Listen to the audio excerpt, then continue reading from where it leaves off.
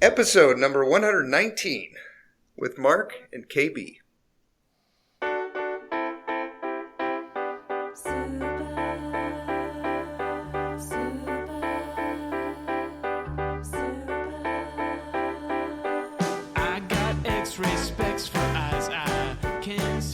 Welcome to the Heads Up Poker Podcast. This is Steve Barton, and thank you for tuning in. We have an extra special treat for you guys. Mike and I are here with Marc and KB, and we've had you both on the show many times, but never both at the same time. So thank you guys for coming on. Yeah, absolutely. Good to be here. Yep. Yes, yes.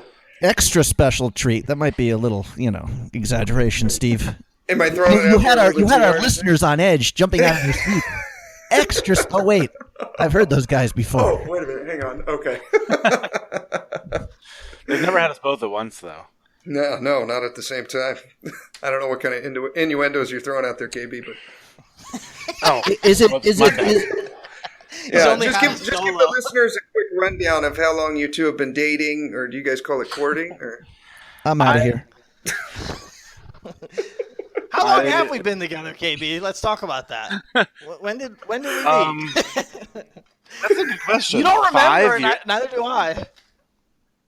Actually, I remember very little about how we first met. I assume it just happened on Skype or something, like random, but I have no memory. Yeah, it was definitely through Casey, and yeah. The lock days. I was hoping to hear you guys were like in a Rio bathroom and your eyes met.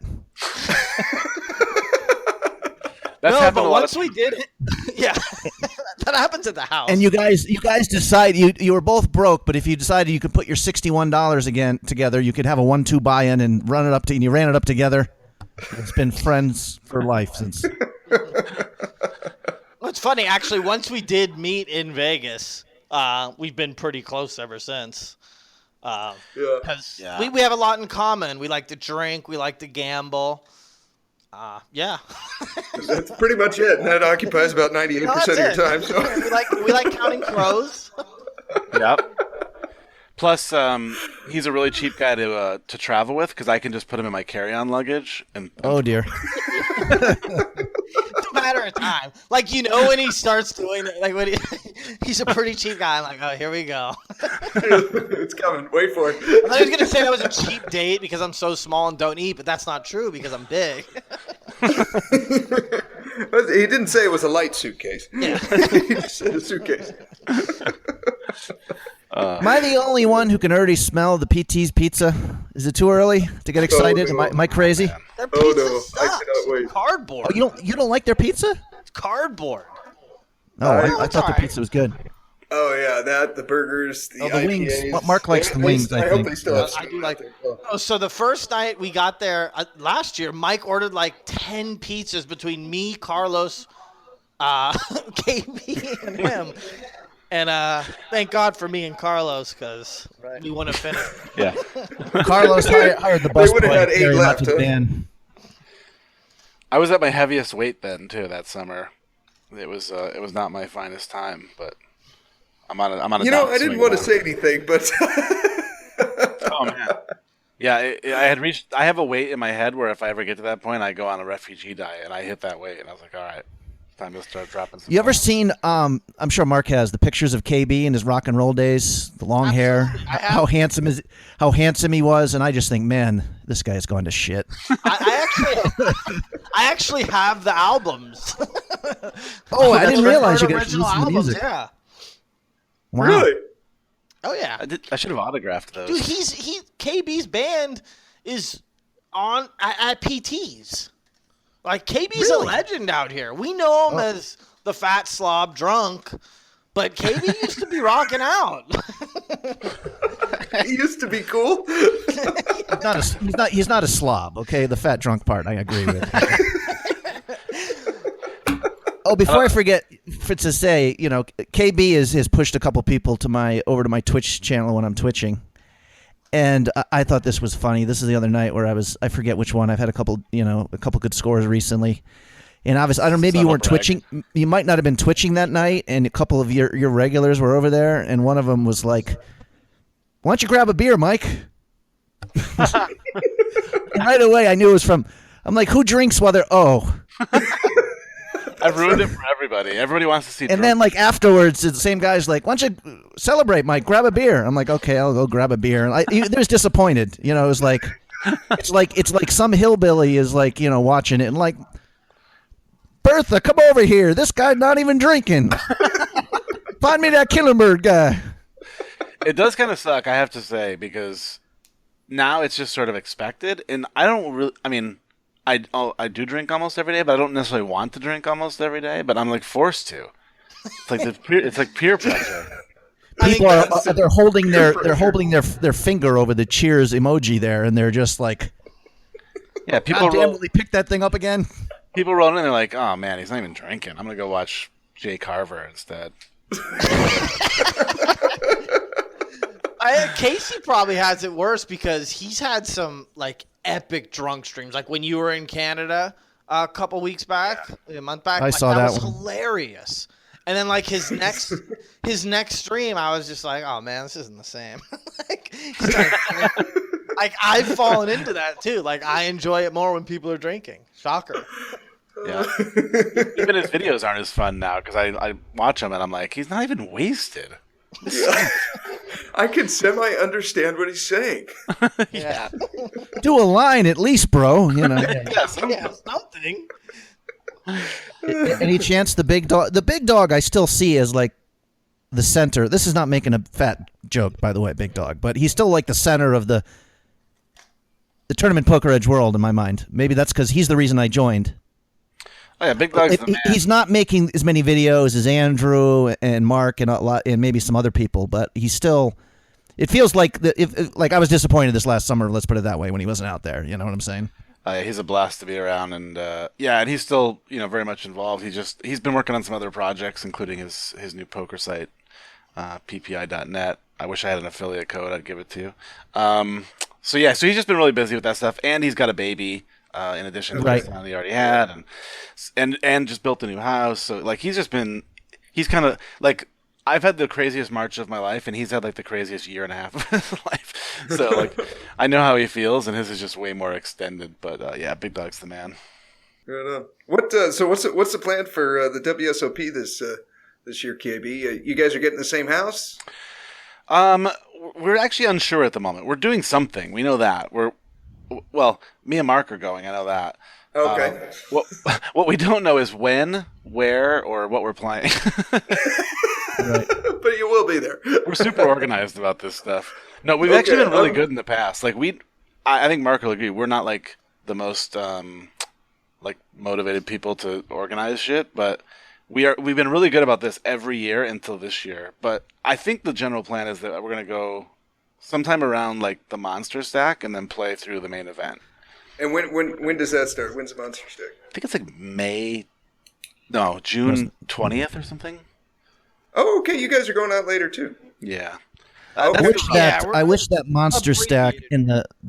I don't know if you've looked at the schedule. I wish that monster stack and the Millionaire Maker were like back-to-back weekends. That's my one. Those are the two I really want to play, and in case I only go out there for 10 days or something, Yeah, you know what? If you guys are looking for a roommate, I'm going to be out there, I think, about that time. So, let me know. Like I was telling you before, chances are we are because I put it in the TPE Skype group, and KB's the only one that ever responds. Everyone else just showers my life. And Casey said he wanted to go. So I think Casey is probably 50-50 to come because he was mentioning it months ago. So, I think we like having Casey there. It's fun. It's a good time. Yeah. How long are you guys going to go for? Like June 20th till the end, or? Yeah. Does that mean you're not having the booth? I take it then if you're going out not for the whole series. It doesn't look like it, but that's kind of up in the air too. But that's going to have to be decided really soon. As is the house. You guys are on it. Man. Yeah, I'm telling you. Like, it's so hard because, as we get older and people have families and shit, so it's like, okay, other than me. So I'm like, oh, I'm ready to go whenever. You tell me the date, I'll be there. So, like, everyone's like, oh, I can be there this weekend, that weekend. And then, when you're renting a house in Vegas, usually it's cheap, but, like, landlords just fuck you. during the World Series, especially when you're a block away. So it's expensive. So, trying to get all the rooms booked and stuff in a 5-bedroom isn't easy, especially since KB and I are kind of picky who we live with. Yeah. I'm picturing just an empty space there where the TPE booth was, with like T-Twist with a duffel bag over his shoulder, saying, "Wait a second." T-Twist and Carlos hanging out. Yeah. I like that though. I hope we get Yeah, the I booth. agree. It was really cool to have, not only from just like a celebrating and marketing TPE standpoint, but just having a place you can go on breaks and stuff and chill was nice. It wasn't even my booth, but I get every now and then there'd be some poker player sitting there and like grabbing their drink and standing in front of it and putting it on the table. I'm like, hold on, man. I'd be becoming hostile. It's like someone taking a crap on your lawn or something. Yeah. Back off. This is for TPE members only here. It's crazy. Like every year, the more years I go to the series, we're like a cult. Like there's so many of us now that make it out there, and like every year we're staying longer. I mean, that's truly what's amazing about TPE, is just like the amount of people I've met through it. I mean, even our parties, when we do the TPE party, every year they get bigger, and better, because we go to random places after the bar, which are amazing. So, yeah, I'm pumped. Like, I really hope we do get the booth, because I like meeting a lot of the players and stuff. It's a good time. Yeah. It's funny how on those nights though, like the herd gets thin. Like it starts off with 50 people at the bar, then it's like the next bar is like 20 people, and then it's me and Mark walking out of a strip club at 7:30 in the morning. It's like a tournament. Only the strong survive. Yeah, exactly. Some people just don't know how to party. Some people punt their stack in the first level, and Right. Well, just to the TPE people, just suck it up and be, getting a good nap in ahead of time and get ready for the full night. Yeah. Exactly. Buckle. The problem is people go out there for like 5 days, and if they make it to the TP party, they want to play the next day. I'm usually just planning on like, okay, I'm taking the day of the TP party off, and then 2 days after for recovery. We go hard. And I usually do that for KB and my birthday, because I'm the 3rd and he's the 4th. So, I mean, I don't think I remember the last 5 years what we did on our birthdays. For KB's this year, funny story, we go beer tasting, and I've never done it before. It was a blast, and we're like, all right, we're only gonna have a couple. So like 6 hours go by, and like we're at the bar, the girls are making out there, like they're taking shots. Like we stumble back home. Oh my god. It's just, I don't know what happens. It's KB's fault. I blame it on Derek. But always a blast. I could be to blame. Yeah. It's like a guy at the Coney Island hot dog contest. I might stop at 3 today. Yeah. Oh, fuck it. Okay, 30. You're hanging out with KB, just assume it's going to be a booze fest. It's prepare for that. Sometimes KB goes home earlier than I do. Because he's older and wiser and maybe more mature. That's up in the air. But, like, he'll go home sometimes, and I'll end up, like, at a fucking handy joint at, like, 1:30 a.m. or something. I go hard. Shout out to all the handy joint shit. See, I could say that. And that's code for massage with release. Yeah. Yeah, Mark, you didn't even. I'm kind of envious when I'm out there, man. I just love live tournaments so much. I just can't miss them. So I probably would have a much higher EV if I played. Last year I fired like 45 bullets in like 33 days or something ridiculous with rebuys and everything. I probably would be much more profitable if I played 20 and then grinded some online and just took some days off.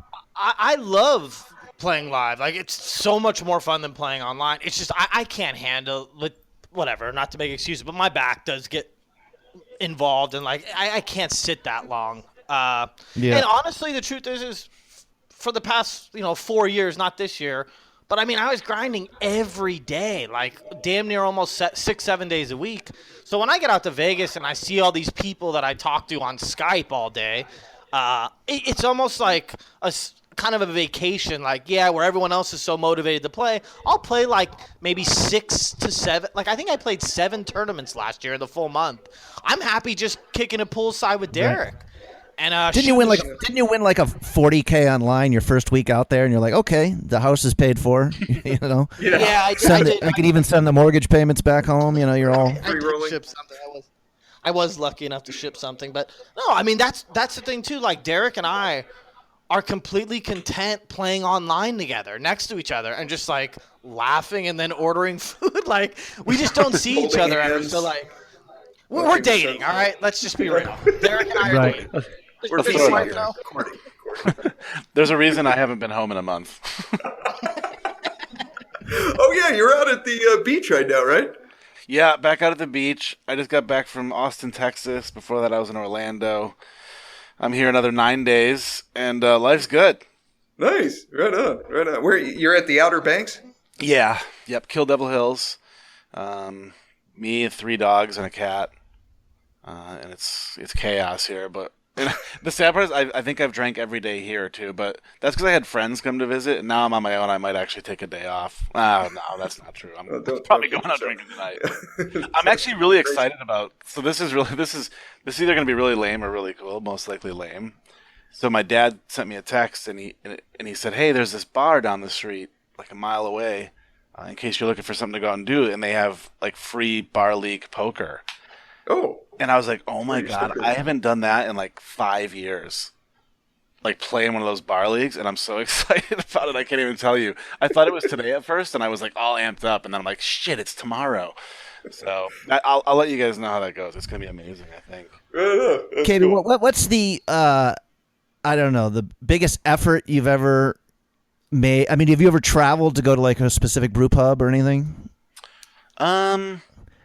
I mean, I'm picturing you in some Amazon forest with like a rusty blade, like cutting through the trees. Like, God damn it! I know there's a pale ale from something like something you read online. You're like I think the flies biting you. You're sweating to death, and you keep going pushing forward, your way man. through the jungle.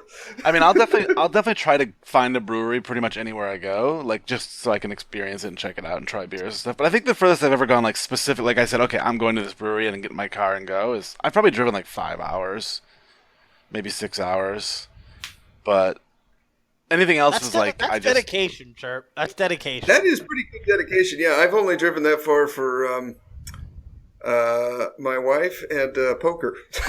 Never done it for beer. That's pretty awesome. Yeah, usually I can just combine it. Like, oh, we're going to Jamaica. There's got to be a brewery there. There is. I guess you got to have. I mean, I keep thinking like, how many different beers are there? But it's like any little kind of. Well, like there are people who don't play poker. There's like, well, there can't be anything else to learn. But I'm sure you can tell the difference. The slightest difference in a beer from something else you had is. You're going to notice that. Your palate's got to be pretty defined now, right? Yeah, I think so. I mean, I can tell you because I have an app that actually tracks this amazingly. Okay. Like all the beers I've had, and I can tell you. I sometimes miss some because I just forget, or if I do like a flight or something, I might not. Wait, hold on. Can you pause for a second? We can all take a guess. Oh, that's a good idea. The over/under, Mark. What would you put on here? Let's bet. Let's. Okay, you come up with the over/under. Explain exactly what it is. It's that app you're saying of how many beers you have that you. Right. Okay. And how long ago did you start tracking this, KB? Probably about 4 years ago. Oh fuck. Okay. All right. Now this is important to know. Yeah, I don't check in every beer. So the number you guys should be guessing is the number of distinct beers. Okay. So like craft I usually beers. check into a beer once. Like so you're not like going back to your like the one time you had a Rheingold off some stripper's butt while you were a rock and roll guy. That's not like you're going back to put those beers in. Well, yeah. So you're not guessing like how many beers I've drank in my life, in the time I've had this app. You're guessing like individual distinct beers. So okay. So if you have Sam Adams IPA Tornado or whatever, that would only be one, even if you've had it 12 different times. Right. Exactly. I'm gonna say. Here's the number I'm going to give. Here's the over/under, and then you two can take a guess at it. I could be way off. I'm going to say 3 new beers a week for 4 years. I'm going to say around 615 beers. Under. I'll put my life on the under. Everything I'm worth, everything I own on the under. Not even close. Really? Okay. I'm definitely because he taking the doesn't under check on in this, every yeah. time. No, but if he goes to a brew pub that's unique, I mean, he could be trying like 25 beers in just one afternoon, though. I'll take the under there still. Yeah, I'm going to go under on that one. I'm going to say now, KB, you can actually look and see how many you've done here, right? We're not talking for not. Okay, cool. I'm going to say, Mark, you tell me the over and under on this. I'm going to go 370. Under. Really? Yeah. I thought that was pretty accurate. Okay, I'm going 370. All right, what do you? If you got to put a number on it, Mark, what would it be? Well, Mark's got to know here. He's got to know better than us. But yeah, go ahead. I'm curious. I don't sleep with KB. Mark is not so, in the same so room, obsessed. but He's you got guys take naps together and stuff. So. he's got a drone camera moving around KB's property at all time, watching out, making sure his buddy's okay. Okay, so you guys have me kind of scared because you're much higher than I was. So I'm gonna safely say I'll say 150, but I was even under that before, so I'll say 150. Oh wow! I was thinking you were going like 270. It seems like every time I watch him twitch, he's trying something he hasn't tried before. Yeah, So I just don't know if he that would checks be in 3 that beers much, a week Mike. right there. I don't I'm know sorry? if he checks. I don't know if he checks in that much. That's what I'm basing my low number on. Mm-hmm. I will say that. So it's kind of like say KB's 3-betting range. It's just haphazard. He's just lifting a finger and just As we now, have you looked yet, KB? Do you know how many there are? Yes, I do, and I will. I don't know if it'll maybe change. I could bet on how many Mark thinks that you think that there is, but we're okay. How much is it? Well, I will say this: I do try to check. If I try a new beer, I usually try to remember to check into it. Now, I would say I have a success rate of about 80%. Like so maybe 20% of the time, I don't check into a beer that I've never had. So it's pretty rare. That's higher than I thought. You might be right, Mike. So I will say that since I've been here in the Outer Banks, I've checked into 6 beers, but I can tell you for sure. Okay. Then but I can I'm tell way you out. but I can tell you that that number I've actually had here is probably closer to like 10. So I've actually been bad here. But I was with friends, and I'm not as good about doing it when I'm like in a group because it's kind of weird to pick up your phone and do it. So anyway, the number is 727. Yeah. Oh, Mike. I was going to say Mike's going to be much closer.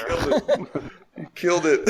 See, here was my thought process, too, because I thought it was tagged to your Twitter because you used to check in. Every beer used to check into Twitter, and I don't see it at all anymore. Because I now have it linked to my Lone Rider Twitter account. God damn it. Yeah, lack of data, Mark. Lack of data. You both. What's the name of the app? It's called Untapped. Okay. Huh. You both. Now, I want to keep track of all the women I'm cyber stalking. I wonder if there's an app for that. I'm curious what sort of numbers I rack up over a lifetime. Over. Now that'd be funny if you if the app had like little special features, like you reach 1,000 beers and it starts sending text messages. Dude, it's time to move on. It actually 800 number.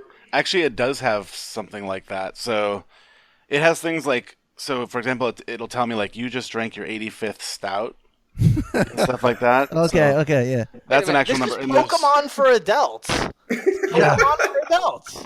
Yeah, it's genius. It's pretty amazing. Does it let you? Does it have a social element too? You can meet up with other beer lovers. It's so and so. I'm going to be trying this. Yeah, so people can like. So when I post, like my friends on Untapped can like, they call it. It's kind of like hitting the like button on Facebook, but they call it cheering. Okay. So they can hit cheers. Yeah, I've had 60 different just pale ales. Can you rate them too? Like my favorite, or like a 10, or hoppy stuff like that.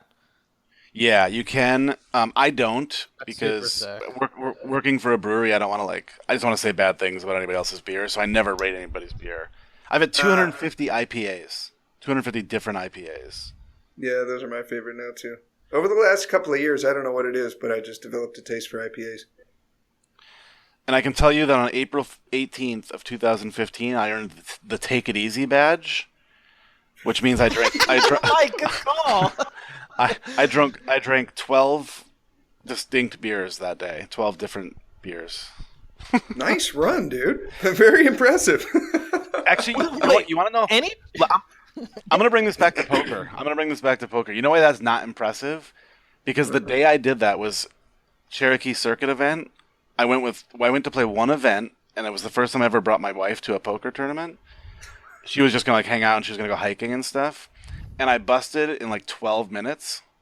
And she was on her way to go hiking, and I texted her, and I go, I just busted. You want to go hit breweries? So we went to like 10 different breweries, and I drank 12 different beers, and it was all because I busted a circuit event in 12 minutes. For some reason, I assumed you had like a dishonest relationship where your wife is like, why do all your energy drinks smell like beer? Oh, no. She's my designated driver. Oh, okay. That is too. Too good. I got a little game here if you guys want to play it. Oh, It's dear. famous quotes in gambling and poker. Oh. Yes, yeah, we can keep score. You'll have 3 choices after each quote, and we'll see who wins. All right, no Google. Everyone agree? No Google. No, We got to no agree to that. Okay, no Google. I wanna wager. You know, I'm dead money in this, but I still want to wager on it because it's way more fun if we gamble. So, $20 Okay. a pop. Sure. In. KB. Okay. Yep. All I'm right. in. So wait, how does it All work? right. Winner take all. Yeah, I say the Winner other 2 take people all. pay the winner 20 each, yeah. Got it. Okay. Because you're not playing, right? Because you know the answers, obviously. It would be very unfair if I played, yes. Can I take Steve's side if he plays? I will say this, though. When I was looking these up, I almost knew one. I was pretty sure I knew it. And then, yeah, I probably would have got 75% on one answer. So these may be more, they'll be easier because you're going to get 3 choices. But if I just gave you the statement, I doubt anyone would know who it is. Did you? Somebody did a NCA bracket with Trump tweets. I don't know if you saw that. It's pretty funny. It wasn't really a contest as much as like your favorite. Like one of them is, "Don't worry about Ben Affleck. He's going to be a great Batman." And like the I don't know. I can't even get into it. You got to look it up. It's bizarre, you know. Do we have to buzz in or anything? What's that? Do we have to like buzz in or something? Yeah, how do we No. figure out I'll give you the answers. Everyone said, or I'll give you the 3 different choices of who could have said it, and then you each say who you think it is, and then and then I'll tell you the answer, and we'll keep score. Got it. Got it? Okay. $20 on the line from each guy. First, let me tell you about your favorite poker hypnotherapist, Elliot Roe. You know, I'm trying to remember the last time I listened to an Elliot Roe MP3. It was this morning. I can't seem to go a day without listening to this guy. I popped in a little confidence booster to start the day. So whatever game you play, whatever your leak, what you need to work on is MP3s from Elliot Roe. I won't play a hand of poker unless I listen to one of his MP3s first. And you know why?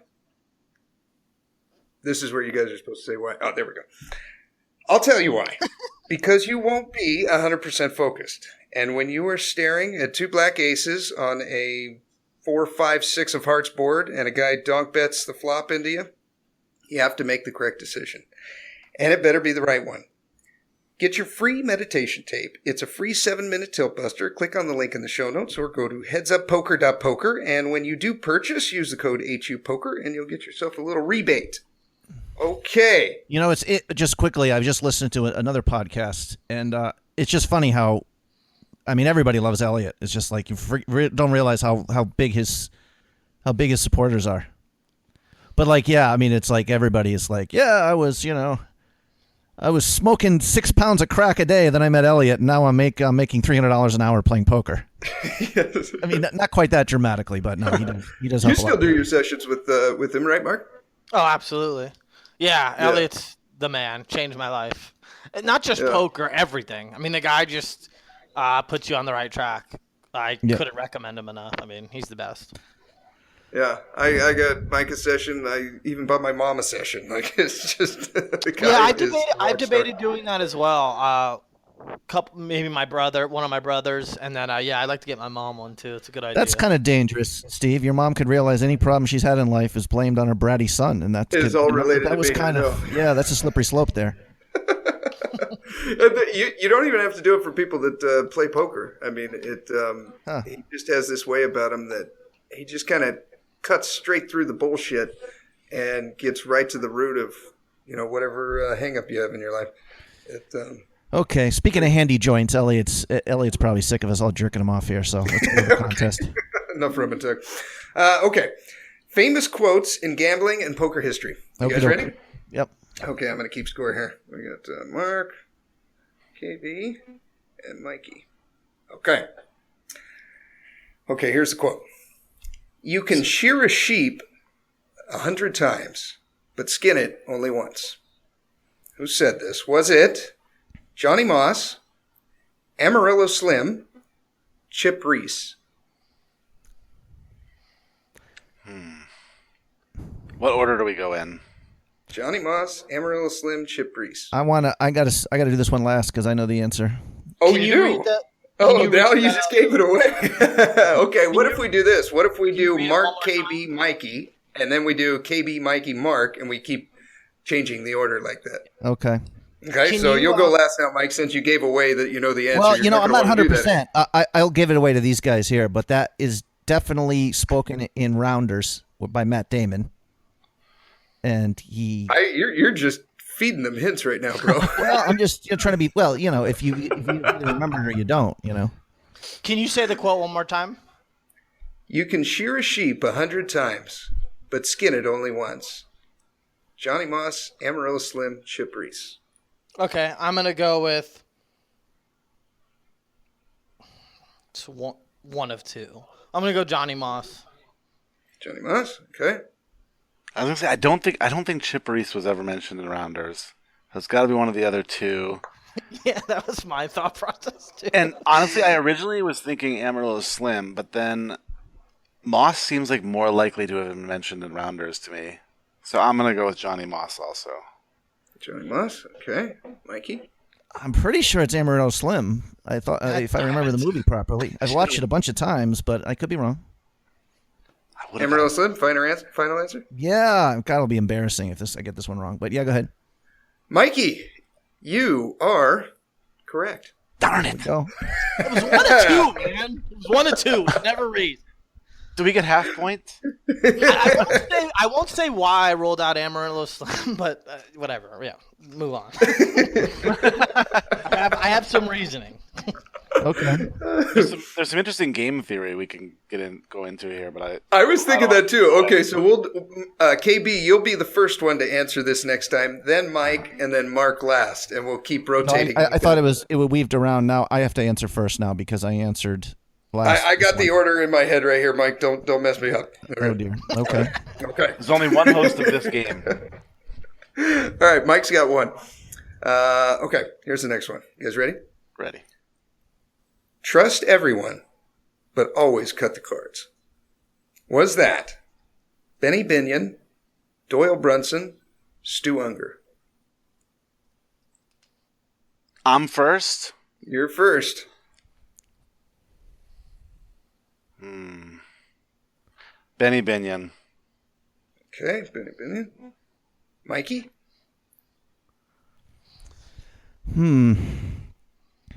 Yeah, this is just be kind of a guess. Although it does have sort of a simple rural Texas simplicity to it, doesn't it? So I'm going to say Doyle. Doyle?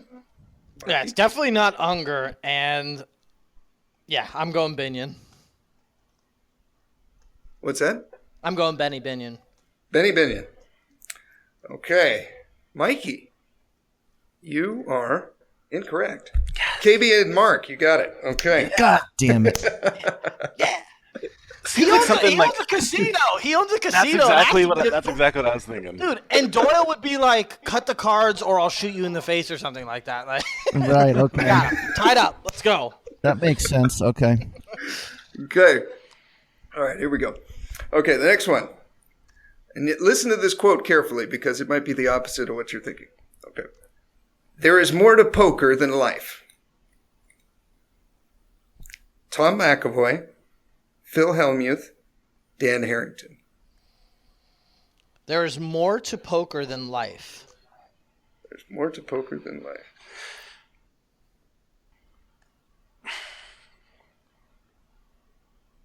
Who are the three? Harrington, I'm sorry. Tom McAvoy, Phil Hellmuth, Dan Harrington.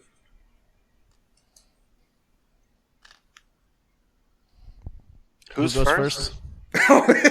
Mark goes first. I go first. I went first the first time. All right. I'm going to go Oh, wait with... a minute. Hang on. No, hang on. I'm sorry. Yeah, Mikey goes first. I'm jacked up. We're all just waiting. Okay, Mike, you go first. I'm going to go with Mr. Helmuth there. Helmuth? Okay. Who's next? Mark. McAvoy. McAvoy. KB. I'm also going McAvoy. McAvoy. If this is Okay. Helmuth, I'll be so shocked. Yeah. He would have been I'll my be kind of last shocked if it's Harrington, too. Same. Okay. And that's I don't know. kind of how I weighted it. The way I was thinking is just Helmuth. Okay, go ahead. Mikey, you are incorrect. Steve, just give us the goddamn answer next time. The tension is more than I can freaking take. Oh, this is great. Okay. All right. Okay, so now we're going Mark, and then Wait, so we KB, were right. and We then- were right. KB and I were right. You guys were right, yeah. Yeah. Okay. Yeah. Well, Mike. Sorry, I just like saying Mike was was wrong. I forget the rest of the part of it, okay? All right, let's go. All I right. didn't know McAvoy was such a wit there. Yeah. Okay.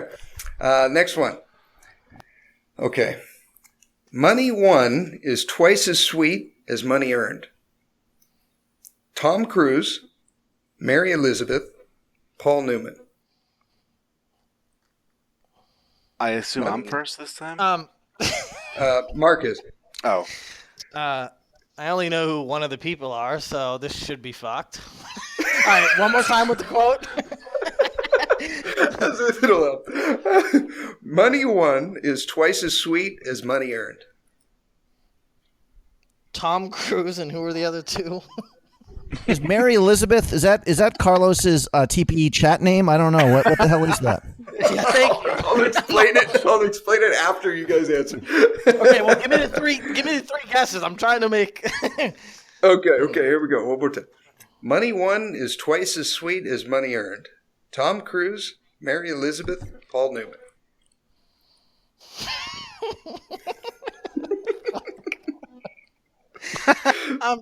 Fuck you guys. Just fuck everyone. I'm going Tom Cruise. Tom Cruise, okay? KB, Paul Newman. Paul Newman, Mike. I almost feel like it has to be Mary Elizabeth just because I don't know where the hell that's from. Paul Newman was my first instinct, so that's what I'm going with. Okay. Mike, you are correct, and so is KB. Yeah! Who the fuck is Paul Newman? He makes hot Joking? sauce. Are you joking? No, you're right. You won. You got the answer right. Oh, I mean, no, but Mark not knowing who Paul Newman is. Oh yeah, he's the actor that he died a few years ago, and he is in From the Color of Money. He's only the From guy the movie The born Color. in 1925. Damn it! All right. What's the score here, Steve? Okay, we've got Mike at 2, Mark at 2, KB at 3. Okay. I'm just great at everything. Yes. Is there anything you can't do? Okay. All right. Now this next one's about. This is a quote after one of these guys won the WSOP main event. Okay. Okay. All right. All you need to win is a chip and a chair. Was that Bobby Baldwin, Johnny Chan, Jack Strauss? And KB, you're going first, then Mike, then Mark. Jack Strauss. Jack Strauss. Jack Strauss. Strauss. Yeah, you guys are right. Okay, I guess that was an easy one. No, I didn't know. I just had to roll with the, the majority. I'm You lucky couldn't I be went left last behind. there. Yeah, no, I just rode that one. The funny thing is, if we didn't actually have choices and had to write these down, Mark would be like, Meryl Streep? I don't. This is where the game theory came in, because I'm like, I don't know, so I'm just going to snap answer really fast. And then No, you didn't. No, you I didn't knew it. snap answer. I paid attention to that. I was like, you didn't snap answer. Trust me, I was paying attention to that. It was quick. It wasn't It snap though. He didn't just go like doom. Like when I went McAvoy. Like that was free money. I should have thought about that. All right, I I failed. was paying attention, but when Mike double doubled down though. I was like, I just got to roll with them. Although in theory, to tie it up, I could have. Whatever. Go ahead. There's like timing tells. If Marc answers like within 5 seconds, he sort of doesn't know, and more than 5 seconds, he really doesn't know. No, here's the thing. How many more questions are there? Because I may have to just go off the wall here to try to tie things up. That's true. One more question. Well, KB's got it locked up. I can only tie if he misses. Me too. True. KB should go first. Marc, it's your turn. I'm sorry.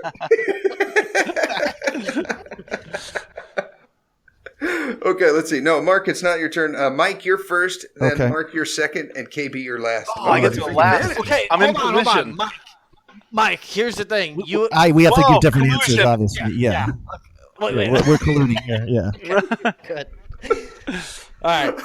Only 3 poker players would be reading this out at the very end here. Okay, I don't think any of you will know that. Maybe you will. I don't know. You guys pulled the chip in the chair out pretty good, but yeah. Okay, I'm dead we'll money. Dead money. I hate $20 that much. I may as well just lit 20 on fire. Wiped it with your ass, lit it on fire. Anyone I hiring? might specifically not go to Vegas just to settle this debt with KB. That's how upset that I am over this. Is anyone hiring? Is all I'm asking. Can I make a series for TV? Is the question because Marc says he's dead money, is the question what's it like to go on every ride at the amusement park?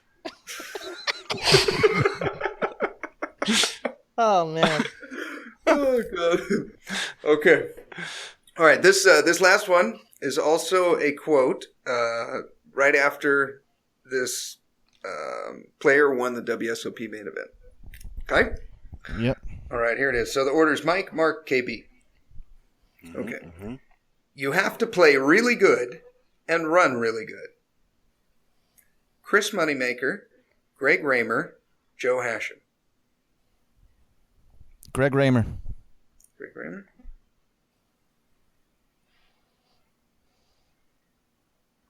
Marc? Christopher Moneymaker. Okay. Okay. Now, what's the score? Because this is where the GTO really comes You're in. up one Yes, on it both of does. them. Oh no, I'm dead. You're up one on both of them, yeah. So now I'm trying to think. So if I go the other way and I'm right, I win for sure. And if I pick one of your answers, I'm going to push no. You could push win. I could still, yeah. Actually, wow, I shouldn't tell you. You're free rolled. You should never go Hashem here, you dolt. You leave Hashem for free, and you just fuck one of us. And if it's Hashem, you still win. The problem is This is why I'm the best player out of the three of us. Let's be fucking clear on that. I literally have a piece of paper in front of me where I was can't. drawing out the tree. I was trying I to think paint the tree. this is Final Jeopardy kind of stuff, like or whatever. Like the tie I should think go to KB the. doesn't even. Yeah, I don't think KB should get an answer. He's taking too long, right, Mike? The problem is I think it's Hashem, but I Just go balls to the wall. all right, Greg Raymer. Greg Raymer. Okay. Come on, I'm pretty sure this is Moneymaker. Give it to me. Mike and KB, you are correct. Fuck. Yes. Was never gonna be. KB, you take it all. KB, you got 5. Marc, you got 3, and Mike, you got 4. I fucked Mike out of $20. I almost feel bad. I You told pretty much did right there. You talked him out of it. I fucked you. I fucked you, Mike. Marc, you could. God damn! I should have said Hashem. Now GTO right there, he should have gone with Hashem and then just be guaranteed a push or win, right? No, because Hashem he leaves empty, and if it's the Hashem, other way he around. wins. Oh, my bad. So he's got to guess either Chris or Raymer, and then he either wins or pushes, right? Yeah. Yep. Okay. Right on. Cool. That was fun. I was. Nice work, Stevie. Thank you. Yeah, that was fun. I was Googling last night. I'm like, ooh, this would be fun. This would be fun. Stupid idea to bet on that game. Whose idea was it? Yours, sir. The good news is I think I owe you $5, Marc, from when we did our series and we made a bet on whether I folded when I wasn't supposed to, and you won. So. No, You I don't- lost that too. Oh, did I you? lost that too. Yeah, fuck. I think we doubled down though. God damn it. I might have got double or nothing. Oh well. I'm sending you Bitcoin anyway. Actually, what is Bitcoin? What is the future of Bitcoin here, Mark? If I might jump off here, I don't have to ask you on the air. Some poker players are telling me I should have all my money in Bitcoin. That's good. That's actually going to get ready to explode. So I had a decent chunk of change in Bitcoin because I got paid out from some sites and I lost 1,800 in 36 hours. This was a week ago. Bitcoin is not doing well as of late. It's still at 1,000, but I don't know. Yeah, every fucking poker player is like, buy it. Right. Like, especially the top guys, and they're talking about Ethereum too. Like, there's another currency that's out there. Yep. I don't know. Like Steve, you bought it 400, right? Yeah, I bought one at like 400 or 450 or whatever it was. I don't remember, and now it was worth 1,200 a few days ago. It's down to $1,000 now. Yeah, it's just so volatile. I bought that one. I look at Bitcoin like, I think this is the future of money. I was watching a program on Nat Geo, like the beginning stages of money, and it was like shells and like stones and stuff like that, and now we have paper money, and then now we have digital money in the stock market. And really, when you look at your bank account, all it is numbers that are just changing from one bank account to the gas station to wherever, and then I look at Bitcoin as like, I think this is the future of currency, but I could be wrong. I don't know. So I thought there's only going to be, 23 million of them or whatever. So if I own one, then that ought to be worth quite a bit someday, But I don't know. Someone told me the banks are going to start sending the information to the government or something too. I don't know. I might have had this dream where it's going to count as income, so it's not. But anyway, you still have to pay taxes on, technically you're still supposed to pay taxes on it if you do profit, but it was supposed to be regulated or something. I'm not 100%, but that's why it had such a big drop 3 days ago. And it's funny because some poker players were tweeting out, they're like, "Oh, ACR hasn't sent me my Bitcoin." And I'm like, those dirty motherfuckers. Like, they literally, like, they're waiting for it to go back. Like, they took – so all these sites that use, ACR, Carbon, Bovada, when Bitcoin takes a fucking huge drop like that, they lose their fucking ass. So, like, all of a sudden, cash outs are coming so quick. Like, cash outs are coming quick. It's no shocker that Bitcoin's going through the roof. But then when Bitcoin goes down, your cash outs are fucked. It's a cold game, but okay. Yeah. Oh yeah. So if you see Bitcoin going down, don't even bother cashing out. There's no point, and they can fix it. Like Carbon just fucked me the other day. They like waited for the drop and then instantly shit it all on me. Fuck Carbon Poker, mind That's you. interesting. Any people that play on Carbon, fuck that site. Although it's the easiest. It's dirty. And then you cash out when it's on the up and up, and they're like, "Oh yeah, your cash out's getting delayed another week." I'm like, "You really gonna fuck me with no condom? Like, fuck off." There's my rant. Sorry about that. Was that Mark's? Were we 48 minutes in before Mark started dropping F-bombs? I'm super frustrated about that. Carbon is really sure, of course, yeah. Fucked me. So. Yeah. But yeah, I love Bitcoin still. Go Bitcoin. I don't know. Just hopefully all these people want the poker boom, like especially for us online American grinders, as much as we'd like PokerStars California. Like if we could make the deal that it just doesn't get worse, that we have these 3 sites forever, I think we'd probably have to take that, wouldn't we? Absolutely. Yeah. I mean, Bitcoin's the answer to cash outs too. I mean, it's amazing for that. Yeah. No, that's definitely great. Yeah. Have you guys even gotten a check from either ACR or Bovada, not Bovada anymore, Ignition in the last, 4 or 5 months, or do you only do Bitcoin? Only Just Bitcoin for me. Yeah. Only Bitcoin. Oh. I forget at what point Carbon finally got their situation straight and did Bitcoin. Sometime like early last year, I think it was, or middle of last year. Greatest day of Mike's life. And it would have been the greatest day of my life, too. See, that's the thing. Like these sites actually have the money. Everyone's like, "Oh, they're bankrupt." That's never been like even with Lock. Like I'm not 100% sure what happened. What I'm guessing happened, the money just got tied up at a bank. Like the processor, like that third party, and that processor can just fuck you. Like Bitcoin, the beauty of it is the money's just sent to you right away. It's an amazing option. Yeah. It's just if they're timing the volatility, which is tough. But, I mean, they can just sit on it. Like, when they take a hit, they're just sit on it. It's annoying, but it's the only answer. Yeah. Huh. Right on. You know, as I wanted to ask a little bit of strategy before we go. I was watching your guys' latest series on TPE. You're taking KB's 4K run, breaking down every hand, and there was something you said in there, Marc. It was KB folded the 10-7 off in the big blind when somebody threw in a steal in late position. And I think at that time he had something, just ballpark, I can't remember the exact big blinds, but he had like maybe 15 big blinds. And then later he ended up doubling up and he had something like 35 or 40 big blinds and he had 10-9 off in the big blind. And then he called. And you made a statement that I actually wrote down. And you said, spots like these are more profitable to be defending these types of hands off smaller stacks because there's no reverse implied odds. So I guess, you know, if we're in the big blind and let's say the cutoff raises for a steal or the button raises for a steal, and we got something like 10-7, 10-8, 10-9 off, one of those kind of hands, and like a Jack-9 or something like that. You're saying that it's better to call when you've got like 15 big blinds than it is if you've got 35. Is that right? Or well, if it's between the two options, like if you said you only get one option of calling with the 15 big blind stack or the 35 big blind stack, yeah, we should call with the 15. I'm calling both, but if you take what I didn't get into too deep on the video, because, like, honestly, we could talk about this for hours.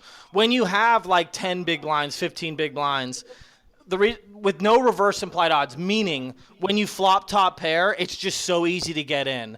When you defend a hand like 10-7 off of, like, say, 50 bigs, now you're facing possibly 3 barrels from a guy, and, like, we're not going to put in 50 bigs with top pair 7 kicker or top pair 10 kicker. Whereas when we have 15 big blinds and the flop comes like 8-6 deuce, like when we defend out of the big blind versus like a late position raise, early position, whatever, that range favors us. And it's really easy to like lead get in or check shove. Whereas like when we have 60 big blinds, you know, it becomes a bit dicier. And like same thing with like when you do flop top pair off 15 bigs. You can just like check, get it in, and like, you know, it's not bad. It's profitable. Okay. So does that answer So your question, reverse implied odds. Just if you guys are scratching your heads here, reverse implied odds are basically, you know, implied odds are how much you can expect to win if you hit your hand, how much more you can get from the other guy. Reverse implied odds are how much you could expect to lose after you make your hand. So let's say you've got a draw of like a weak flush draw. Like you've got 7-8 of hearts on a 2 of hearts, 5 of clubs, king of hearts board. Well, somebody could very easily have a better flush draw. So the times that you even make your hand, you're still going to lose. So that would be reverse implied odds. So as I understand it, Marc, you're saying that you have the potential when you've got 40 bigs and you've got the 10-9 off, you have the potential to lose 40 bigs. Whereas when you have the 10-7 off, the decision tree is very easy because you never even make it to the turn. Is that right? Well, yes. Yeah, and it has to do a lot with the math. Like when you're defending out of the big blind to a min raise, you're getting usually, you know, at least 2-1. More of the time with antes, like closer to 3. So the math to call any 2 cards is there. And then, yeah, if you take a simple strategy of like leading or check jamming all your gut shots, or top pairs, whatever. Like, shoot, sometimes, like, I'll defend off 10 bigs with, like, queen deuce, and, like, it'll come, like, deuce 8 jack, and I'll just check jam because the chances of him hitting that flop are unlikely. Like, you only hit a flop, what, like 30% of the time? So, like, I don't know. I'm not recommending to do that, but, you know, you take a simple strategy when you defend off the shorter stacks, and it works out perfectly. Andrew does a really good video, Andrew Brokos on TPE, about defending out of the big blind that you should check out. But it's like an evolving strategy. KB failed this past series. But yeah, Mike, we've been working on. Mike stepped it up too. Like, I mean, it's crazy. Like, it's hard to want to defend like the 10-7 off 10 bigs. Like, you want to preserve your fold equity, but math dictates calling. You know. Yeah. Well, you had a couple of videos of you doing a detailed analysis of KB's database, and there's only so much you can argue with Ben. You know, like I didn't like my stats out of the blinds, and I think I think I 3-bet from both positions like 12%. And I'm like, this is too high, right? He's like, nope, you're not defending the big blind enough. So you have to defer to Ben in these spots. Yeah. Yeah, and Ben is the math, we'll say. I mean, Ben is literally the definition of math. I mean, we've seen big improvements in both your games when we just started to defend that like 60 to 70% out of the big blind. And, like, it's even higher off the shorter stacks, like we just explained. Like, you should be defending damn near 100%. Right. Because, like, it's really hard for a dude to, like, not c-bet ace-king on 10-deuce-4. Or, like, not, like, get it in when you're defending off 10 bigs. And all it takes is you flopping a pair, getting 4-1 with implied odds of, you know, stacking him, of getting a full double. People will pass on that, too, and be like, well, if I keep waiting, maybe I'll get kings. But the problem is I'm defending 10-7, getting a double, and then getting kings with 20 bigs, getting up to 45 bigs. You're doubling up with 6 big blinds to 12 when you get kings. I've fucking quadrupled you because I'm playing the math. Yeah, that's Ben looking at the math when we first started studying all my hands. Is like those were the big blind defend needs to go up, and raise first in late position needs to go up. And a couple of these my big scores here in the ignition, I keep going, well, I'm going to get 3-bet this time, but I'm going to open. No, everybody folds. I'm like, well, surely I've opened the cutoff like 6 straight times. Everyone's going to I'm going to get jammed on. No, everybody folds. So yeah, it's definitely profitable with that, and the same thing with the. It seems counterintuitive to like defend the big blind. Although people are adjusting with larger opening sizes, and I think a little bit more. Yeah, and not c-betting as much too. Like, the reason why we can defend out of the big blind to a min raise so often is like people are just over c-betting. Like, but that's changed too. Like, I remember Marc Dube like 3 years ago was c-betting like 96%, and like if you looked at him now, it's not even close to that, because that worked. But now it doesn't. So, you know, that's the beauty of poker. It's ever evolving. Yeah. It's always changing. It is. I got a question for you, Marc, too, on donk betting. I always find myself in these strange spots that KB and I, by the way, are a little wounded here that you're not addressing the question to all of us. I was just gonna say too, like, I think Mike is one of the best donk bettors I know, and KB donk leads a shit ton too.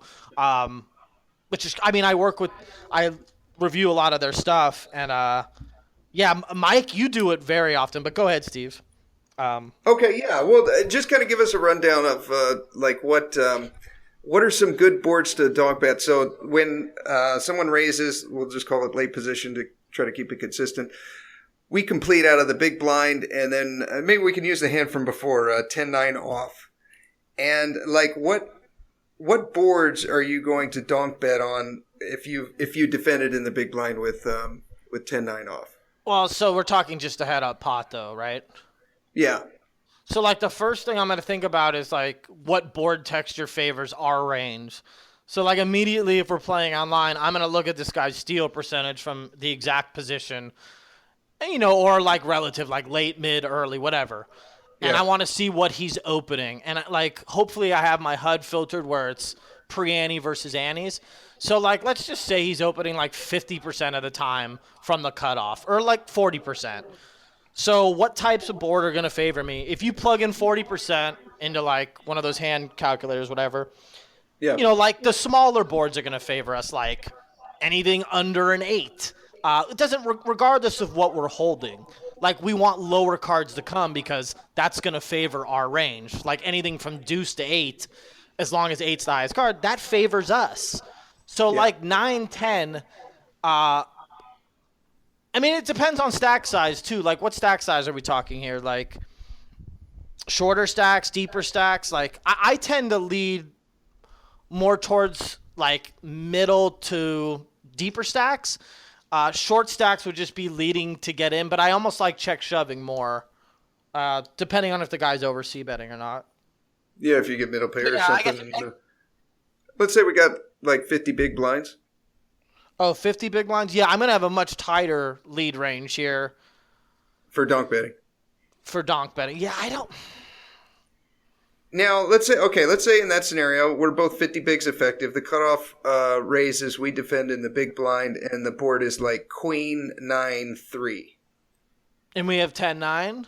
And we got 10-9. Are you donk betting there? No. Always check calling. In fact, I don't really have... I'm not going to be leading too often at this depth with much, because at 50 bigs, I think check raising is probably better. On the boards, I would consider leading.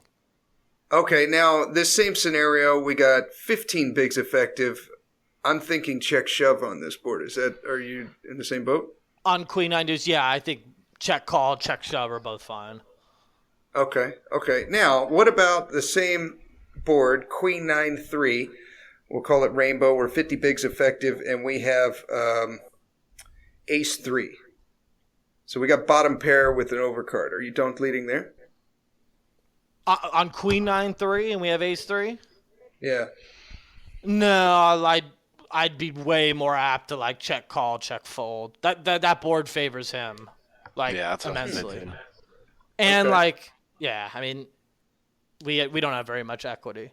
The stuff I'm leading is more so draws and I mean, not even sometimes 2 pair. Like if it's a big, like say we're like 3 or 4 way and I flop like bottom 2 on like 10 jack 6 and I have 10-6 suited, I defend it out of the big blind. I'd be more apt to lead there. Like when I feel like people are going to have, I mean, although I say that and like that's actually a pretty wet board where we can get action from just check raising or something. But I'm more apt to lead with like bottom 2 for protection, like off 50 bigs, than to ever be bluffing very often. I'd rather check raise as a bluff. Okay. What are some scenarios you guys can think of, Mark or Mike and KB on donk betting? For me, kind of like Mark was saying, I don't know if this is the proper answer, but I actually think more important than board texture is like the opponent, and I shouldn't say more important. Let's just say equally important is like the opponent and stack depth and just like the dynamic. Obviously, board texture is super crucial. Don't get me wrong, but those are the kind of things I look at, like guys who are just super tight and again, where the board favors you and the guy's just going to fold way too much, because a lot of opponents will see right through donk leads, Yeah. So if they're super sticky, I don't know, we had an opponent in this video we were just discussing who was and I don't remember if there were any situations where we donk led into him, but he was just super sticky. He just wasn't folding, and those guys I don't bother donk leading into. Okay. Yeah. I like, I mean, my aggression factor once you go late in tournaments, 30 big blind effective and under becomes really high in terms of 3-betting, raising, and I kind of look at the donk lead as something, it's more effective the shorter you are. There's people who somebody opens with 25 bigs and on the 6, 7, 9 flop, you donk 2/3 for whatever that is, 4.5 bigs. Now, this guy is supposed to be calling with probably ace queen, ace 10. He's maybe even supposed to jam with the gutter ball and 2 overs. But I think on the American sites, people are probably just overfolding there. I think he has to fold ace queen, but he may on that board. Well, if you've been, I mean, so basically, I always like to look at spots. That's why leading is great, though. That's why leading is great. Especially off the shorter stacks. If you're, I just like spots. This is why I like maybe delaying aggression towards turns and rivers, any spot where it's like this guy will never play back at me unless he has a hand. Like he has to have I think top pair. you could not have said it more perfect, Mike. Like off specific stack size, like so what you're doing is say like a guy opens off 22 bigs, you defend, and you lead 2/3 into him. He has to make a decision now, like if he's gonna shove, if he's gonna call, and like more often than not, when the board texture favors us, like you said, like that 9-8 deuce, 9-8 7, whatever, they're gonna just fold. So like you're putting them in a spot like where it's like, do I want to risk all my chips? And I think that's like the perfect stack size to do it. Another example I wanted to say was like, say I'm playing Mike and Mike opens from late position, I defend out of the big blind with 10 jack off like 32 bigs, effective, we'll say. Queen 9 deuce flop, I have 10 jack. I could lead into Mike donk into Mike, knowing he's going to, that like Mike's capable of raising me there, and then I could 3-bet shove the flop.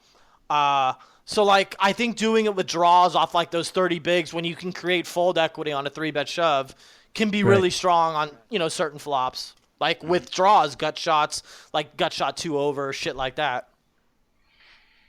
Yeah, that makes sense. 30 big blinds. Yeah, just to know like the difference.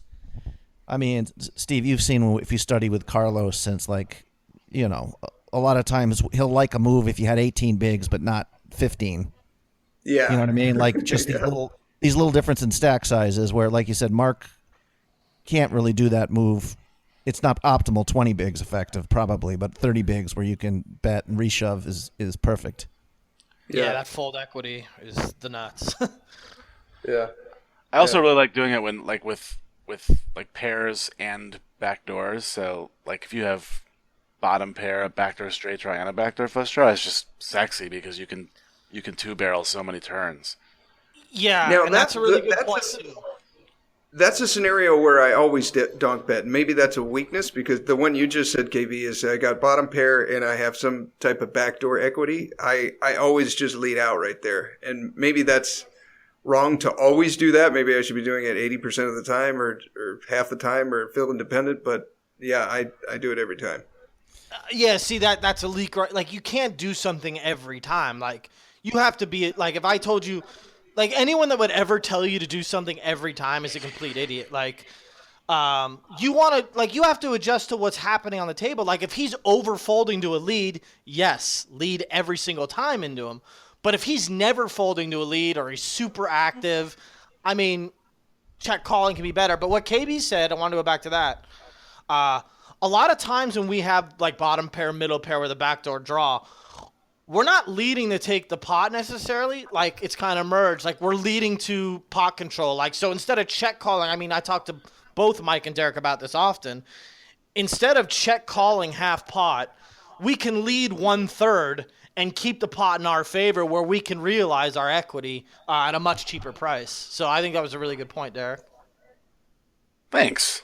I learned that from you. I will also, normally, yeah, like, for like bottom pair, people are like, well, this is more of a check call because you've got equity. But I kind of look at like bottom pair on certain boards is like the same as the gutter ball. You want to it's a bluff. You want to take it down, especially if you can't really improve. That's a good point. Like you really got 5 outs versus 4 outs rather than, because like a pair, people don't want to get blown off it. Where if you lead with a gutter ball and someone raises, you don't really give a shit. Where I'm the same way with bottom pair pretty much. Exactly. Okay. I was just going to say, like, if I defend with king 4 suited, too. If I defend with king 4 suited and the flop is 10-9-4, especially if you don't even have the backdoor flush, it's like that's like a lead steal rather than a check call in my opinion. I remember in my earliest days of like studying poker, or at least my attempts to try to get good at poker. I remember this sort of like this little time frame where it was really cool to lead monster hands, like the donk lead. Like if you flop a set, like the donk lead, because the whole big thing, like why would they ever lead here? Like they can't have a big hand. But I don't think that's a thing anymore, is it? Do you guys ever do that? Like you flop top set and you just lead right out? I still think that has a ton of merit. Like really? I still think if they're loose and active, then I'll lead into them with top set or something, or when I flop the nuts.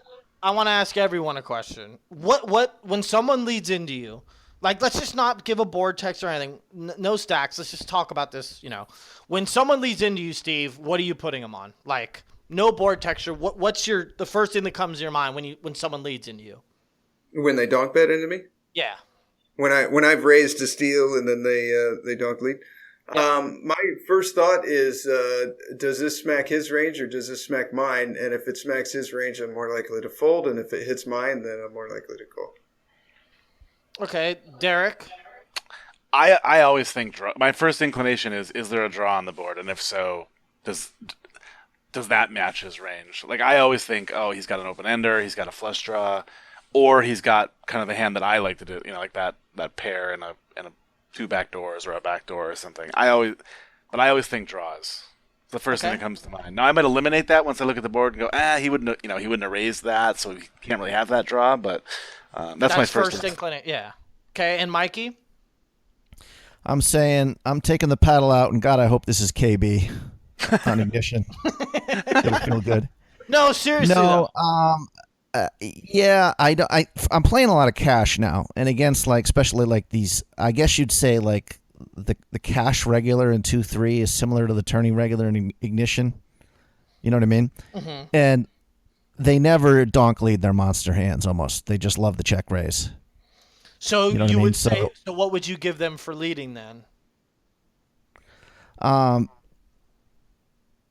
mean, a lot of times I look at their VPIP. I'm just like, if it's 25 or higher, they've got a lot of bullshit here, and I'm raising them.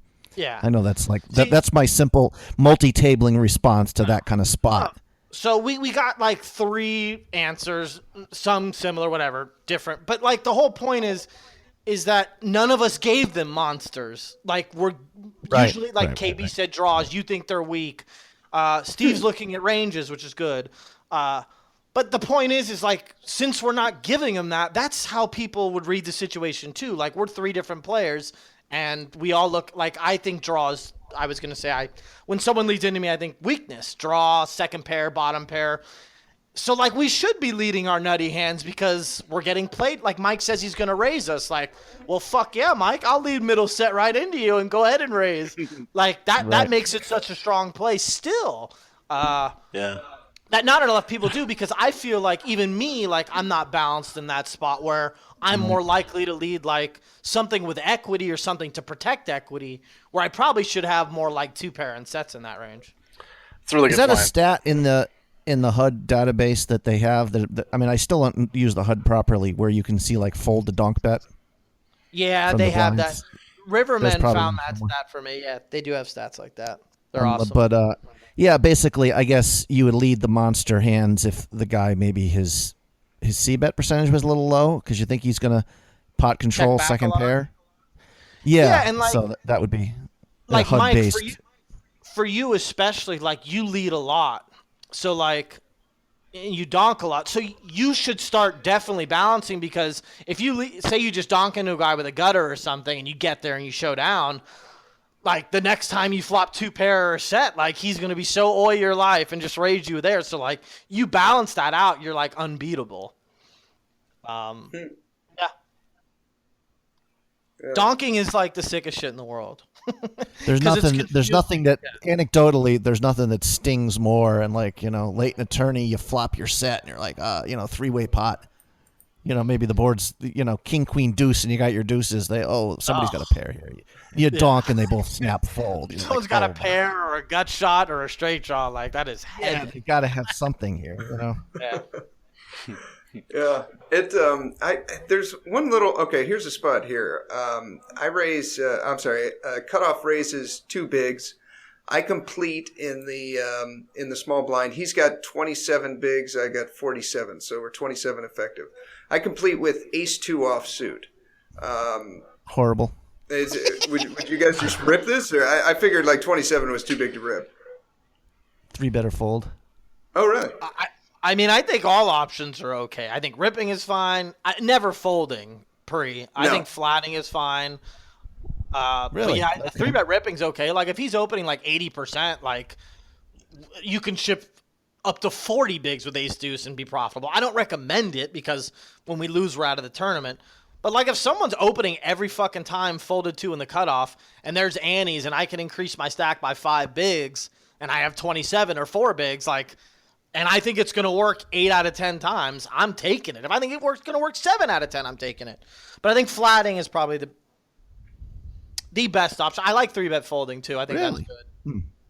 Okay. Yeah, Okay. I never even thought of 3-bet folding. I thought this was just an auto flat. But he's a 27-20. I've waited an hour and a half in this podcast for a spot where we could all gang up on Steve, and it just it just went to shit right away. Here's the thing, Steve, why you should have some 3-bet folds here, because when you have aces, you want to have some 3-bet calls, so like you need to have some bluffs. Otherwise, if you ever 3-bet off 27 bigs when I'm opening the cutoff, now I know that you just have the stone nuts and like you don't have a bluff.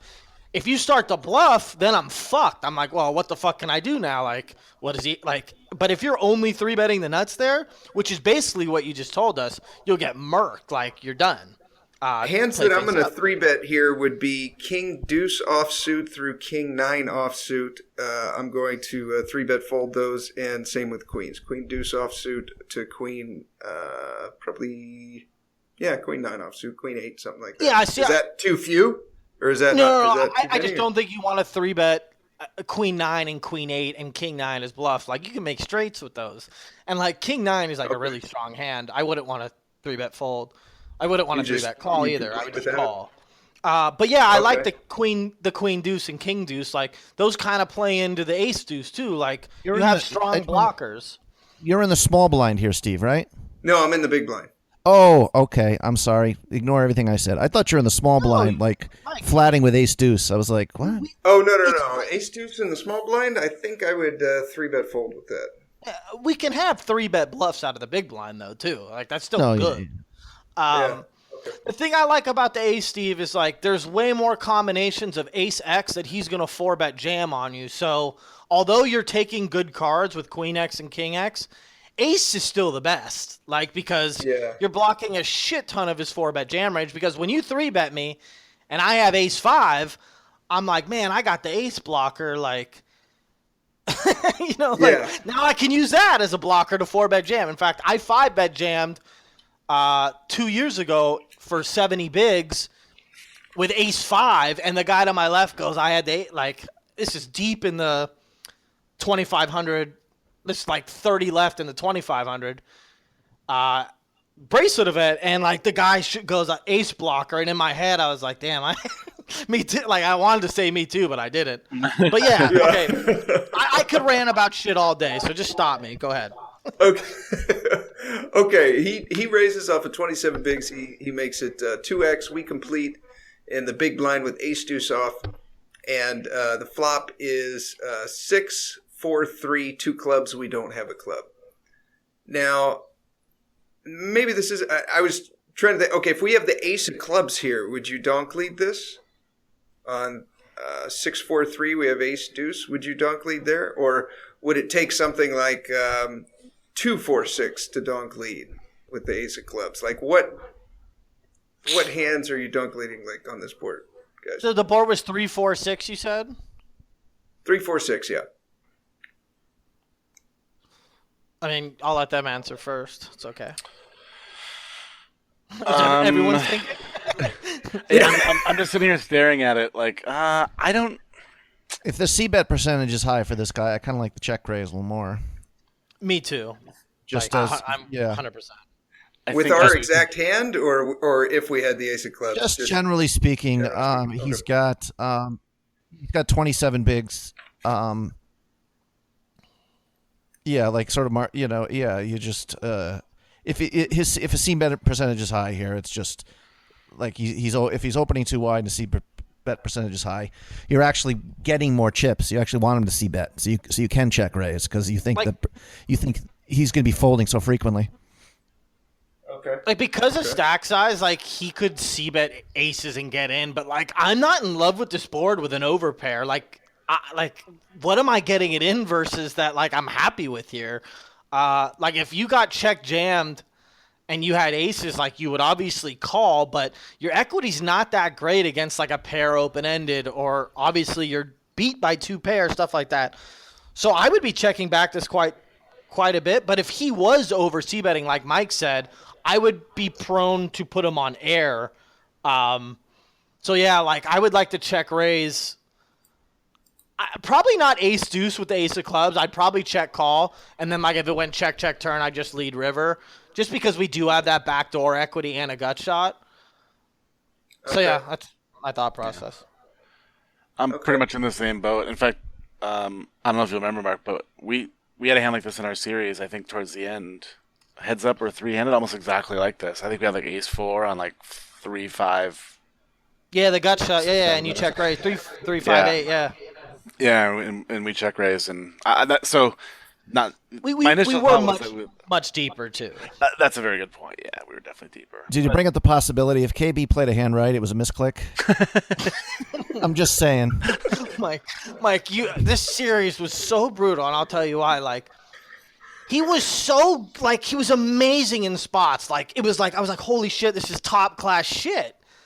And then he was so fucking bad in spots. So I'm like, what the fuck? Like, can I get something in the middle? Like, it was like literally, I shit you not, like top class plays, like check raises, leads, like over shoving on the river as a bluff. I was like, bravo.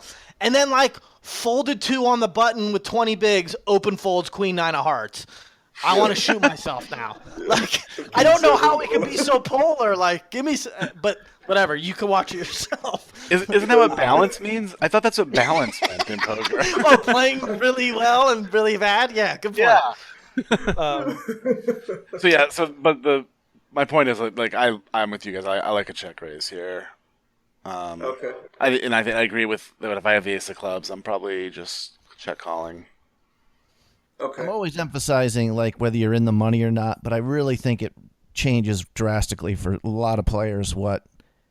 Like if you're not in the money, he might have a, if you check raise small, he might re-rip it a lot wider than when you're in the money. Like I was just thinking about turning ace deuce into a 3-bet here, a 3-bet fold. I think if you're off those stacks, if you're like in the middle of the tournament, level 8, whatever it is, like his reship is going to be like any pair, maybe any ace. You know what I'm saying? Some suited connectors and stuff. Yeah, but that's not even a big range. But like if you're in the money, you're down to 3 or 4 tables. You can 3-bet there really wide because he's just not reshipping that often. I mean, maybe I'm just talking about, ignition of certain players. No. You're absolutely right. So just throwing that out there when when big money jumps get involved, people get tight. That's when we should be 3-betting as a bluff, like often. So yeah, you're absolutely right. The one thing I want to say is like this board is tough because I just don't like, depending on if I think the player's good or not. Like I don't think he's gonna c-bet wide here. So like I do want to check raise, but at the same token, I can't imagine him just c-betting like king 10 here. Like this is a board he should be giving up on. Like that board smacks us. That's true. So like I would be worried if he c-betting. I'd be like, damn, he has something. And like I would maybe look for sizing. Like some people will c-bet like this exact board like 1/3, and they're just so full of shit. Like they have the nuts or nothing. I think it's interesting though. We should talk about what we will donk on this board. That was my main question, and for bringing this one up, I thought it might be kind of I mean, this is exactly the kind of board where like we can have like some sort of pair and straight draw, like 5-8 of with a I don't know, maybe 5-8 of clubs. Actually, I might check raise that too. Yeah, see, like here's the interesting thing. 7-9 of clubs. I'd probably check raise that too. Actually, I'm actually having trouble. What about 7-9 with the 9 of clubs? Would you donk lead that? But that's not even a gut shot, right? That's just 2 overs and a backdoor flush, or is that 2 overs and a flush draw? That's 2 overs and a gut shot. 3-4-6 is the flop. 3-4-6. Then a 5 would give you the gut shot. 5 would give you a gut shot. Yeah, I think we could. The thing is do we want to lead fold that? Like, I don't want to lead fold there. Like, that's painful. Right. Like, Okay, what if we had... Actually, you know what? In fact, well, we wouldn't lead fold. We'd lead call, but maybe check raising is better then because, like, what if we lead and he just stuffs ace king and we call and we're like, cool, I have 9 high and this cocksucker has ace king. I don't know. Like, yeah, let's brainstorm. Like, what hands would we lead here? Like, what, like, is... I was thinking maybe 4-5 or 6-5, like stuff we're absolutely never folding, and maybe we get him the bluff. But I don't know. Some of that plays better as a check raise, too. I have bottom two on this board. Bottom 2 is a good lead. Because, A, we're protecting our hand, because, like, there's a shit ton of draws. Yeah, like, bottom 2 is a good lead here. But I'd like to have some bluffs, too. I just can't figure out what I like. But bottom 2, any combination of 2 pair here is a good lead. Sets, too. Ace it's now- full, super ace wet. clubs. If you were to donk lead here in this spot, whatever half pot, 2/3 pot, what turns are you firing a second barrel on if he calls? Or are you kind of over it? Because his call there is pretty strong. I mean, it depends what It's a pair. Depends what the turn is, right? Like, yeah, I'm going to put him on an overpair a lot when we lead into him and he just calls. Yeah, because I can't imagine him just calling ace-king high. Like, if he's calling me with ace-king high, he's just burning money. Like, I'm going to beat him in this spot, 95 out of 100 times on that exact board. So, like, when he calls, like, yeah, red flags should go off. Like, he's probably got an overpair, so... let's make our hand or, like, pick up more equity. And even if we pick up more equity, I'm not going to shove. I'm just going to bet small to keep the pot in our favor. Right. I mean, if somehow you had the information that he's only calling with overpairs, then obviously you donk any 2 cards and just give up on the turn. I mean, honestly, like, I think donking with, like, Queen 10 off. is good here. Like, I like those donks. But I also think we can, like, check, and then donk turn. Like, I think there's a lot of ways to play that hand. But, yeah, like, this board sucks for him, Like, this board is us. Like, we should win this pot often. Yeah. It's just, it depends on the villain. Like, I'm telling you, most villains, I don't know. Like, I think it's pretty split if they're going to check back an overpair here. I mean, this board is fucking horrible for 10s. Like, I am not happy with pocket 10s here. I'm like, sweet. I'm probably going to be out of the tournament. Yeah. Well, this is my last hand. Yeah. That's been fun. Anyone hiring? Yeah. Now, what about a hand like, okay, so we got 3 clubs, 4 clubs, 6 of hearts. What if we defended with 5-3 of diamonds? So we got bottom pair open-ended. Are you guys donking that?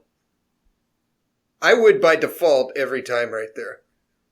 Unless this guy is super active, then I think I can check raise him off his hand or something. But that was one of those scenarios, Mark, where I was like, yeah, I'm betting that every time. Okay, well, say you bet and he jams, and you just miss out on all that great equity. Like, doesn't that sucks? Like, you can't lead call. You can't donk call there. You'd be burning money. So, like, I think when you have that kind of equity and, like, I don't think he's going to c-bet ace-king, but I think all of us are aware that people will c-bet complete air here. And not even saying that's bad. It's just something I wouldn't do. But people will c-bet the queen 10 here. And, like, so not only are you throwing away the best hand, you're throwing away all that equity you have. So, like, I would never lead there. I just more come to, like, check call, maybe check raise, get in, because we create that fold equity when we check raise, and then we're priced in the call. It makes a little bit more sense. Like, leading there is treacherous when we have to fold. Like, the hands I would lead are, like, I think 7-8 of clubs is a good lead, where we have 2 overs to the board, a gut shot, and a flush draw. Like, what more equity could we want where, like, like, even if we lead and he shoves ace-king, like, we're a massive favorite against ace-king. Or not massive, but we're a good-sized favorite there. Yeah, we're getting when I have equity, I don't want to get blown off of it, especially like straight equity and flush equity. Like, yeah, the price just wouldn't be there. Okay, cool. So you might be polarized there if essentially you're donking your really strong hands and then maybe throw some, like we said, queen 10 off, some just crap. Absolutely. Like the middling hands I would have would be like, I mean, I'm still getting them in. They have a shit ton of equity. But like, Right. yeah, I'm going to be super polar there to like bluffs or something I'm ready to go with.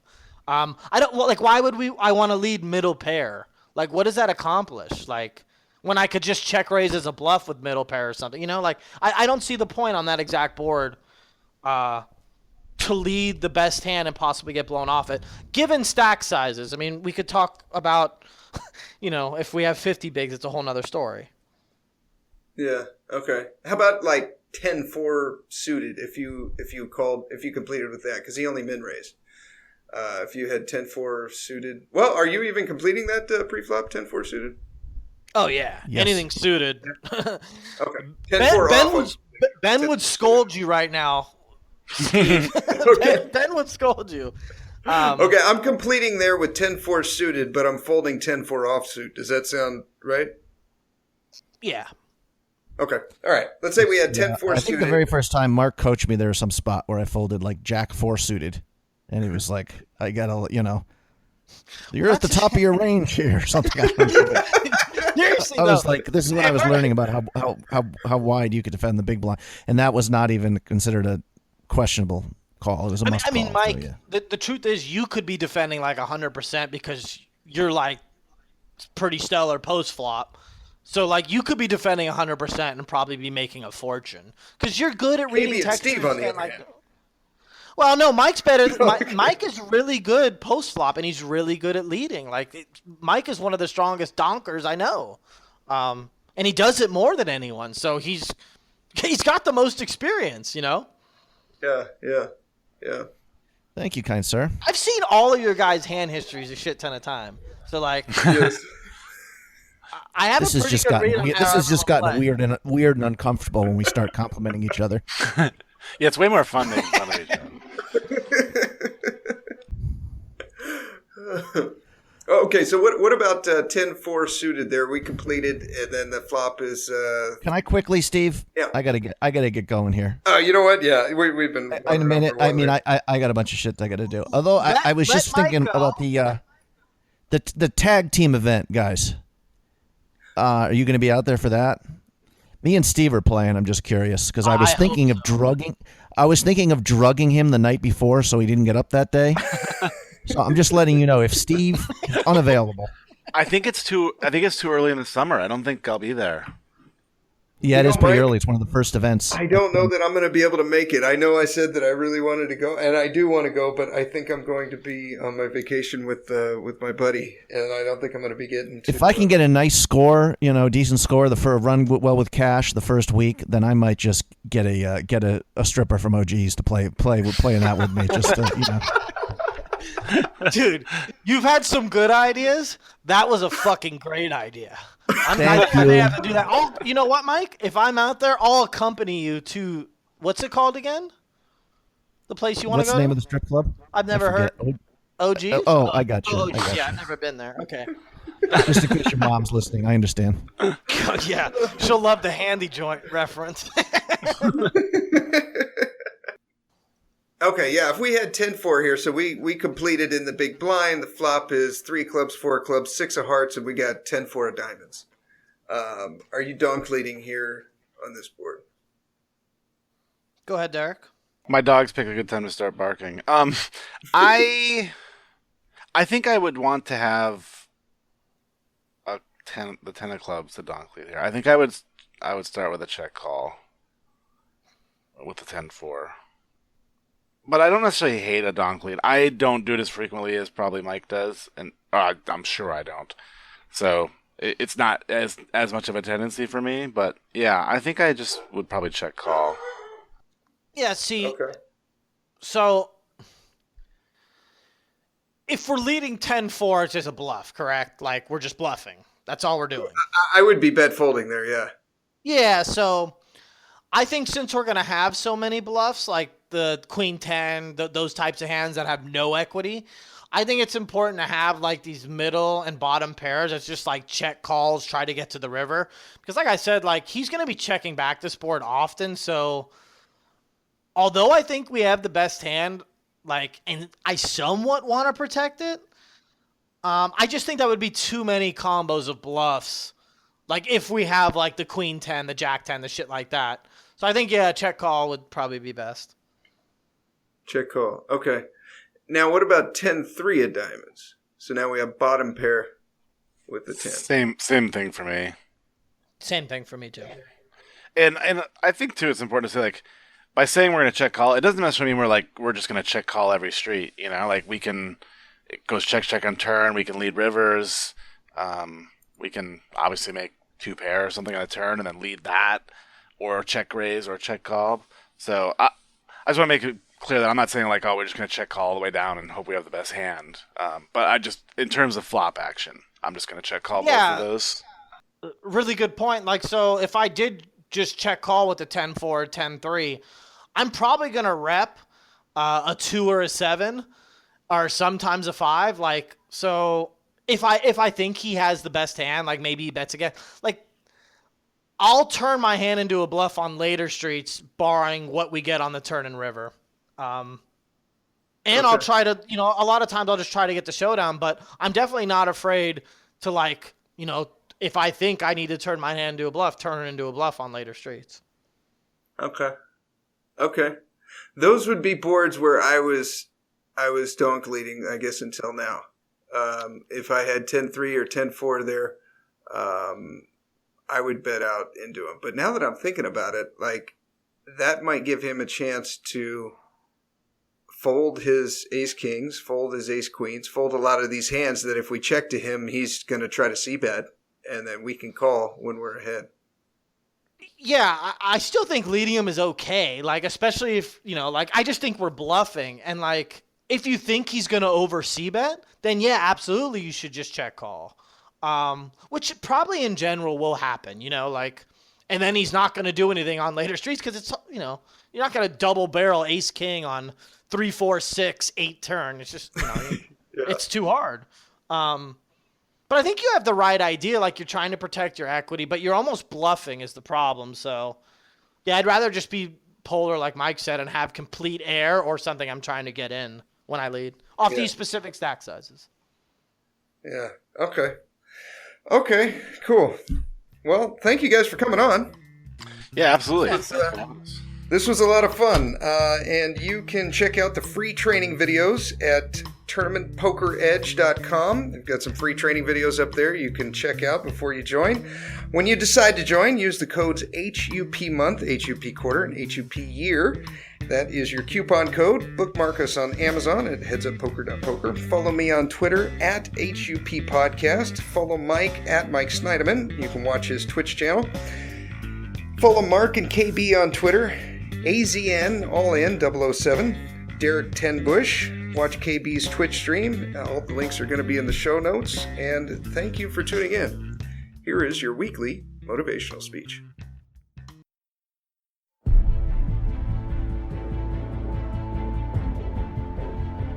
Why is it we don't believe in ourselves? Why is it that as soon as things get tough in our lives, we start doubting ourselves? We start thinking that we may not make it through. Stressing, worrying, imagining things that may go wrong in the future. I'll tell you, the human mind is powerful, but it can also be destructive. It can be your greatest friend or your worst enemy. The person you see reflecting in the mirror will always provide you your greatest challenges in life. Take control of your life, control of your mind. Conquer yourself, and you can conquer anything in this world.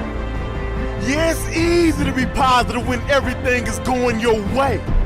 But are you gonna be one of the very few who stand up when things are tough? when everything is going against you. That's when you must show yourself. That's when your character will shine through. That's when your story will be born. Your story of success. You ain't building no story if you give up. The world is full of people who gave up. The world needs hope. The world needs you to stand up.